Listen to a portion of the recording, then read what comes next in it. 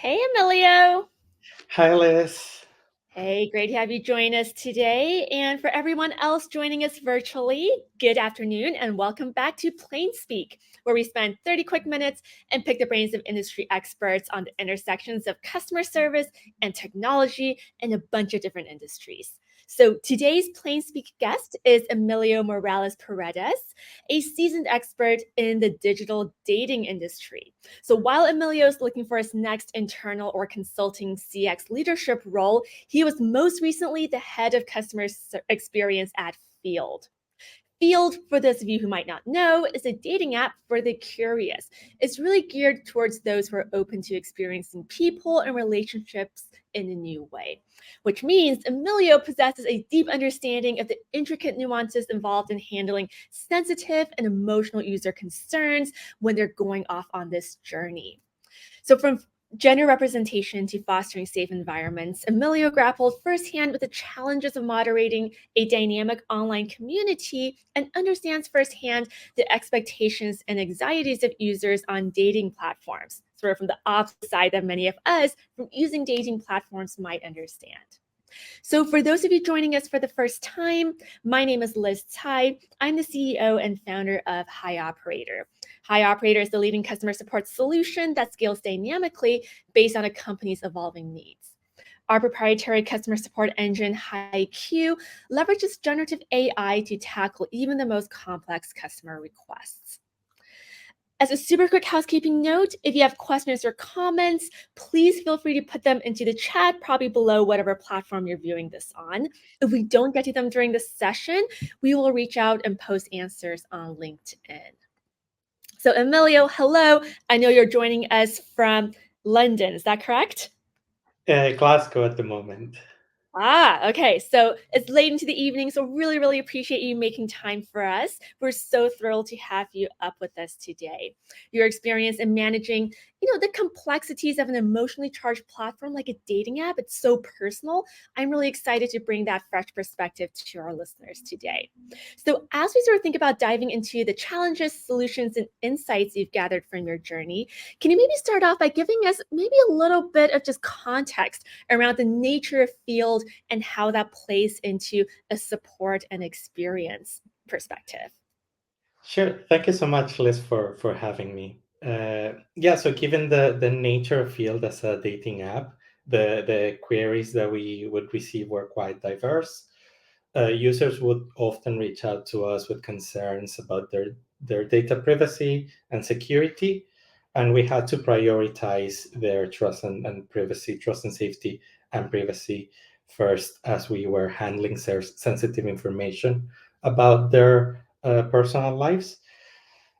Besides our commitment to offering them a safe environment for self exploration, pair with my own experience in previous companies like Typeform, which had an emphasis on data privacy, made us very conscious and intentional about our members' privacy and safety. And it also equipped us with the tools, the necessary tools and strategies to handle these concerns. Moreover, data privacy and general compliance are sometimes overlooked generally. No one really likes red tape. But when Mhm. you build the right guardrails, you make it more difficult for anything nasty to happen. And I've also found that if you're open and honest with your customers, when you inevitably have to add friction, they often understand it. And then as CX professionals, it's our job to find the ways to remove that friction as well. Absolutely. And I think what I'm hearing here, to sort of double click a little bit on that, is that you have sort of you have two different priorities, right? On the one hand, there's good service, there's experience. Dating should be a positive way to explore. So you want to sort of amplify the good, but at the same time, you have on the flip side, trust and safety, right? Can you sort of double click a little bit on the duality there? How do you think about how those play together? Yeah, so basically, one cannot exist with the other one. So whenever someone wants to enter a space like Field, a space where people bear their souls really, and they want to connect with they want to create meaningful connections with other people. They want to be themselves. The only way of doing that is by letting their guard down. And it's our responsibility, the responsibility of any platform that wants to create the environment for meaningful connection, to ensure that nothing bad happens whenever users let their guard down. So it's we used to or the company still uses the example of a host. So we are the hosts of our guests. Mhm. It's our Yeah. responsibility to create that environment for enjoyment and self exploration. And that means refilling the drinks, ensuring that everyone has a great time and that nothing bad happens. So that's why it's trust and safety is a really, really important part of the job. That's so fascinating 'cause that host example is really great because it's sort of like Disneyland, right? Because when you go to Disneyland as a guest or you go to a party that's well hosted, you can sort of trust in the back of your mind that everything's been thought of behind the scenes, right? It's safe. You're not going to fall off the fountain. You're not going to fall off the ride. And because of that, is I think what I'm hearing from what you're saying, because there's that underlying trust that, hey, safety's been thought of and this is a good, well designed platform. Because of that, people are able to really express and be themselves. Is that kind of what I'm hearing? It's like all the prep work is what allows for all of the freedom. Exactly. So it often goes unnoticed, but it's a very, very important part of the customer experience. So as you said, like all the preparation that happens is necessary for guests to have a good time, to not think about, not worry, not think about anything bad that could happen. So Mhm. it's the same in field and other uh, community building uh, businesses and companies, because we need to ensure that no one has an experience that can put them off uh, the platform. Absolutely, especially when it comes to something so sensitive and personal. Um, and I know, well, we're going to double click on this later, the idea that, compliance and regulations when it's going well is what enables all of that. But when you think about all of the interactions that you and your team had at Field, is there maybe a unique example of a time that you went above and beyond at Field to help a customer with a sensitive issue that might stick out to you? Yes, there's an example that I personally feel very, very proud of. It's a particularly poignant example, and it was an interaction that I had with a young man, barely 20, who reached out to us. He had been blackmailed after speaking to a catfish on the platform, and he was very, very distressed. And that's something that it was very, very Yeah, I can imagine. evident that, yeah, you Mhm. could definitely see it in the in in in the messages that he exchanged with us. So again, what I was telling you about bearing one's soul, he basically became very vulnerable and was prey of a bad actor. And probably it was also one of the first times he interacted with a dating app as well. So Wow. even though we had the only channels that we had were email and chat, Mhm. I personally felt that it was crucial to get in touch with him by phone. And he was in the UK, so that meant that I could phone him for free. And I called him. I wanted to make sure that he was okay, that that he understood that, well, the steps that he could, the options that he had, how he Yeah. could talk to the police if he felt. safe doing so, and the fact that we would uh, collaborate with the police in their investigation. So obviously, I made it very clear that I could not share any details with him directly. That there are some protocols and regulations that we needed to follow, Mhm. but he only I think he only needed to speak to someone. He only Yeah. needed to feel heard, and he was really, really happy, reassured. Well, not happy, but he was reassured. He was definitely at ease after we spoke, and he made it clear when he replied to our message after. So that's something that I really, really feel proud of, because that's why I like customer experience. It's helping people. It's making people feel heard, and trying to make everyone's day a bit better. Yeah, because I think, we all have to remember that as CX professionals, the reason we do all of this stuff, the reason we do frameworks and automation and X, Y, and Z and team building, it's all to really create those moments of human connection, right? I mean, I think of customer experience oftentimes as there is the infrastructure, there's the sticks and bones, and then there's like the fluffy stuff, right? And it's such a great reminder that part of CX is what you actually do and the company does and the policies do for the customer. But so much of it also is how you go about and how you do that. Right. Now, listening to you go through that anecdote just now and that experience, one thing that kind of stuck out to me was that was a deeply personal connection and experience. But let's think a little bit about what made it possible for you to do that, right? How did you make sure that inquiry got routed to you? How did you sort of lay the groundwork for all of the foundation, right? The structure, the compliance. It sounds like you were crystal clear on what you and the team could do. And that was what enabled you to, in the moment, sort of color outside the line or sort of expand and elaborate and provide the connection while still staying within the rails.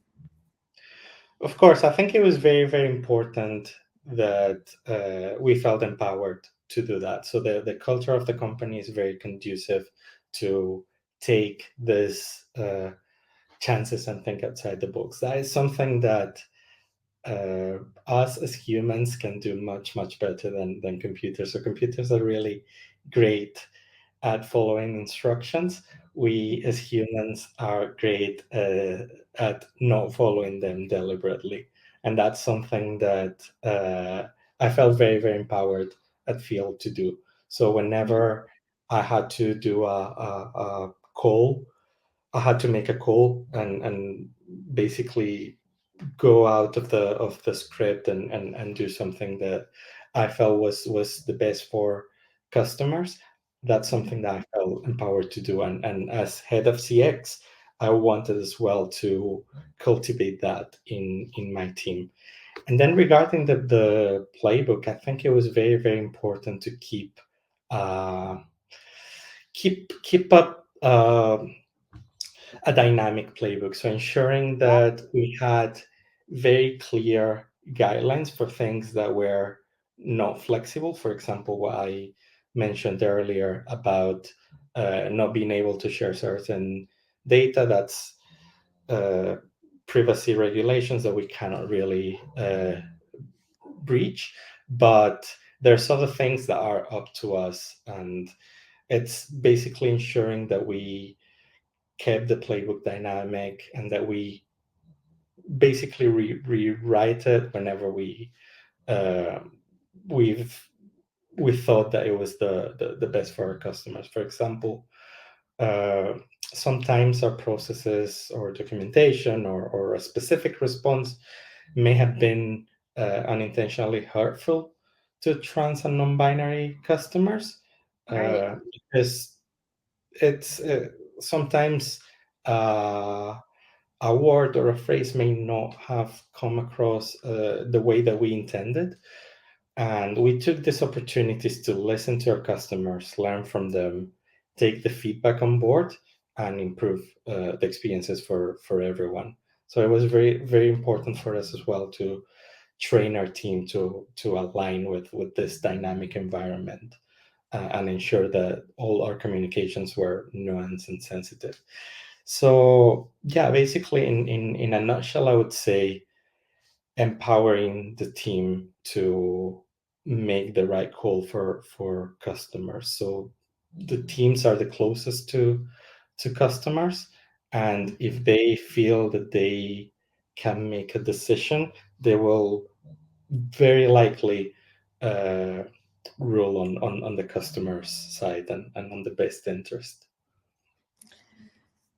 Gosh, because that sounds so, I mean, with any company, right? I think culture and what's good is always a bit of a moving target, but I can see especially at field, right, not only is the company growing, but a lot of times the individual members on the platform are exploring and growing, and that is sort of their space to experience that growth, right? So I think what I heard from you a little bit just now is that because it's so dynamic, you had to sort of take that same culture of dynamicism and imbue it through your team as well, right? Because and not only that, but I think you're also going a step further and saying, hey, we're going to be really dynamic and have that growth and dynamic mindset, but sometimes we're not going to get things 100% right. So we're going to be really transparent, right? We're going to use that back into the community as a way to build trust through transparency. Is Yeah, that sort of a little bit of the cycle? yeah, absolutely. I think that everyone, especially in an app that's for 18 and over, everyone wants to be treated as an adult, and I think Yeah. transparency is extremely important. Obviously, we cannot transparency doesn't mean sharing absolutely everything with our customers, but the right context, so they know that we are doing our best and that we are responding to their feedback as well. I think it's really Absolutely. important for us to be um, humble enough to recognize that we are human and we won't always get it right. And anytime we use automations, it's also configured by humans as well. So there's always opportunities to improve. But it's really important to let customers know when they are interacting with an automation, for example, versus a human, so they have the right context and they can make their own mind. Yeah, just going back to that trust, right? That trust and as possible sort Yes. of authenticity in communication. Um, That's interesting. So to double click a little bit here on agent empowerment, it sounds like that's really important, right? Agent empowerment because they are the front line, they are closest to the customer. But the thing I'm hearing here is that there are a few ways to think about empowering the agent. One is to say, agent, you can do literally everything. And that is not at all what we're saying here, right? I think what happened here was, you had a really great overall program. You had Rails, you had processes, and because you had such clear guidelines, your agents felt really comfortable because they knew where the walls were, and so they knew where they were able to, flex up and flex down and really provide that service, right? To provide that experience. Um, so sorry, go ahead. Sorry, no, continue.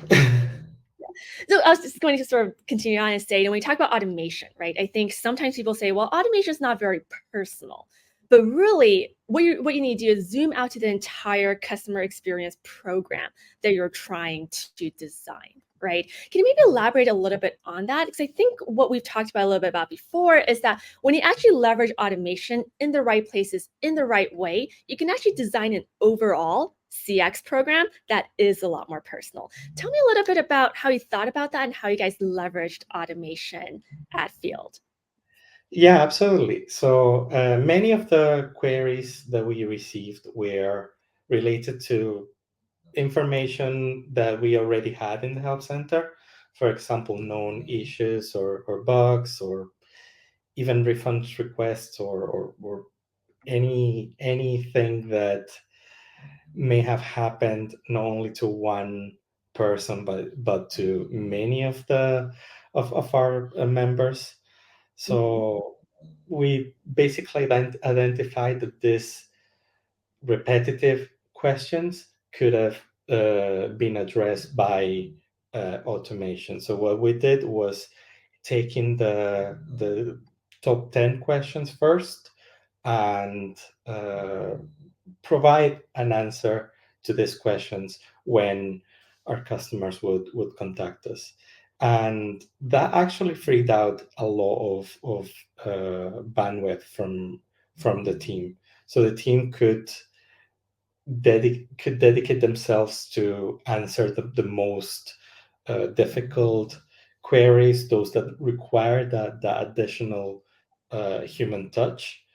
So again, what I was saying before, machines are really good at sticking to a script, Yeah. but humans with our emotional intelligence are great at going off script and provide answers that may not have been part of the policies that we build, because in such a dynamic environment, it's very difficult to actually prepare to all the eventualities and all the questions that we may receive. So it was really, really important to ensure that the policies were there, but Mhm. they were only a part of the customer experience. It didn't really make it. It was having the right vision and the right uh, value alignment and the right environment to make the right call what was important. No, 100%. Policies don't make the customer experience, right? It's really how Yes, you design that overall platform to allow humanity to sort of be in the right place at the right time to inject that humanity, right? Humans have values, machines just have rules to some yes, extent. exactly. No, that makes a lot of sense, right? And I think going back to that, I am so stuck on that story and that experience you shared. All the systems and automations in place also meant that that person did not get stuck in the ticket queue, right? They were able Exactly. to get to the right place, get routed to the right person, where humanity really would have made a difference. Whereas, yes, a human can do it. Yes, you want a refund issue taken care of, but that's not the same level of urgency or experience, right, as someone going through, a crisis in a critical situation. I love Exactly. that. I think it was also a matter of managing expectations. So, for example, someone who has a bug that we know that cannot really be fixed at the moment, or someone that has a problem that we know that we are working on, it's not it's not the same as someone that needs a response right away because they are upset because something bad has happened to them. So we could definitely free up the bandwidth of our human associates to take care of those cases where a customer needed an urgent response, and answer with a more automated response those that didn't really need an urgent response, but Yeah, doing it so timely as well. So we ensure that with the automations, no one really had to wait. absolutely. Because, I think there's so many incredible tools, and I'd love to hear if there are any specific tools that you use that really stuck out to you. But we're in a universe and a world today where I think there are a lot of great tools. There are a lot of really great models, right? There are a lot of great things. But really, I think, final key in really using that to unlock better service and unlock enterprise value for companies like Field and others is orchestration, right? So orchestration of putting it all together, because you don't, as a CX team and a CX leader, you don't design conversations, you design the overall experience, Yes, right? exactly. um so to zoom out, yeah, were there any tools that kind of stuck out to you? And when you look forward 3 to 5 years, what do you think, Emilio, is the future regarding automation in customer service? That is a really good question. So the tools that we would use, I'm going to be honest and say that we built a quite complex but still very simple in comparison with AI, switchboard style contact form. So Yeah. ensuring that we capture the most common questions, and that we provide the answers to them, and that we especially that we make dynamic changes to that contact form. So no 2 weeks were the same if the type of issues were different. And the future of automation in customer support and experience, I think that it will continue to grow. So technology is advancing, and I think that we will incorporate more and more automation into the CS process. But I think we will handle it. We will use it, sorry, to handle repetitive tasks, to analyze large data sets for insights, which is something that we did at Field, to understand the key drivers, and ensuring that we had the contact form up to date. Um, Also, I think that the essence of customer service lies in understanding and empathy, and it's something that at the moment machines can replicate. And I personally don't think that will be the case uh, in in our lifetimes. Uh, and as I said before, machines can really break the rules. Hmm. So I think it's really important to empower our teams to break the rules when it makes sense, and to use that understanding and that empathy in your customers' best interests. If you have a team of humans, don't make them act like robots. As you said, anticipation is important. You the key is that you strike the right balance. Hmm. Use automations to enhance the efficiency, and ensure that you create that bandwidth for human interactions when it matters the most. And especially in sectors, not only the dating space, but any sector dealing with sensitive personal information, and that requires that human touch. Don't make humans act like robots. I like that. But it's really true. And I think what's really struck me talking to you today, but then also other CX leaders, is that it feels like the most successful and immediate value derived from automation and AI has been when you have a really clear business need in mind, right? Like when you talk about, smart routing and, understanding getting things to the right places, you're doing that not to use AI, not to use robots, but you're doing that because you have a very specific issue in mind, right? A very specific problem you're trying to solve. You have to get contacts to the right place, to the right people, to the right tools before you even have that opportunity to create an experience that's above and beyond, right? So I think, when we get to generally intelligent AI someday, I guess we can all depart this earth, but that's not tomorrow. I think what is today is what I'm hearing from you and other leaders. It's, hey, what does my overall program look like? What is the experience? What are the values, right? And then how do we put automation into the right places to enable your team to not be robots, but to really deliver on those values out to your customer? Yes. That's super cool. Um, well, Emilio, let's move into a rolling question. I think this is actually really, really relevant to everything we've talked about today. But every plain speak, we do a rolling question. Yours is coming from Sean Huberty, the VP of Customer Experience at Convoy. And he's wondering, one advantage of generative AI is the ability to present it directly to consumers, alleviating the need for human interactions at all. But it's really hard to 100% automate work.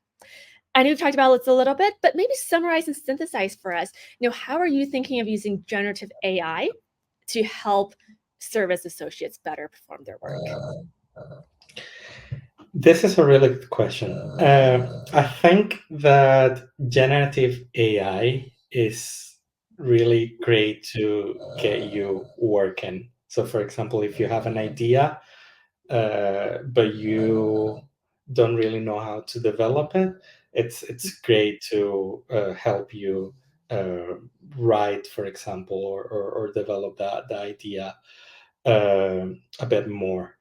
And if you have writer's block, I think that's it's really useful to get you out of that space.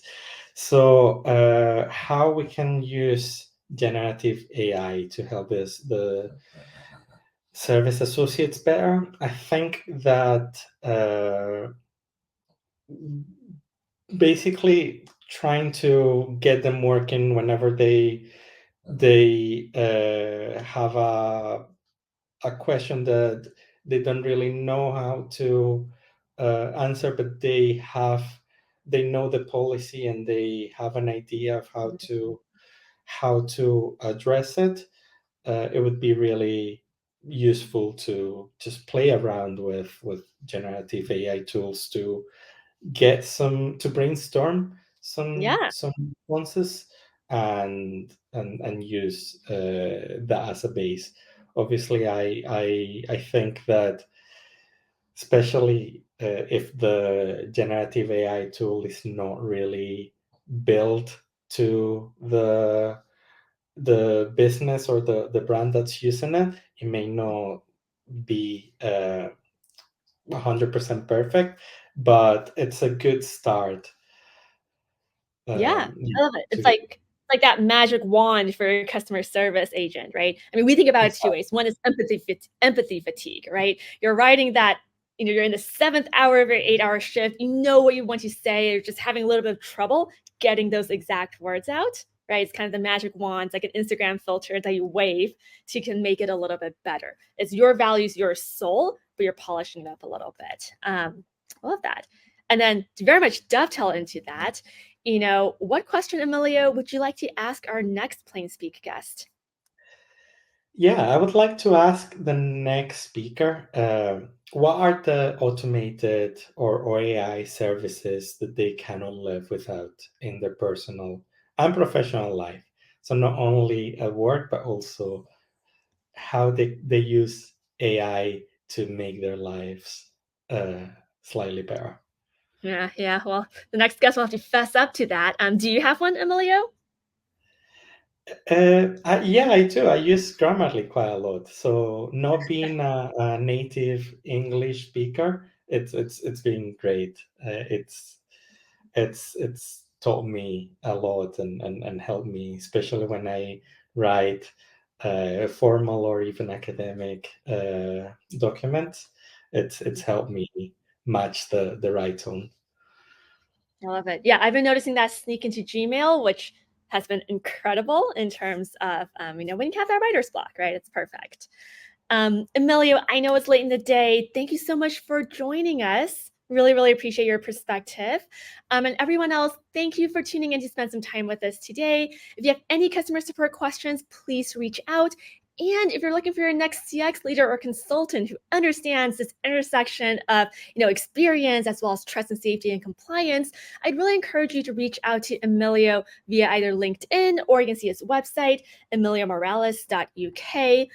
And please do come join us for our next Plain Speak on Wednesday, November 1st at 1 p.m. Eastern, where I will be sitting down with TJ Stein, the head of CX at Everlane, where moving into Black Friday soon, we will be discussing seamless support during the holiday season and how Everlane is marrying fashion with CX technology. Emilio, thank you so much again. Please go get some dinner. Thank you. Thank you so much, Les, for having me, and thank you everyone for watching.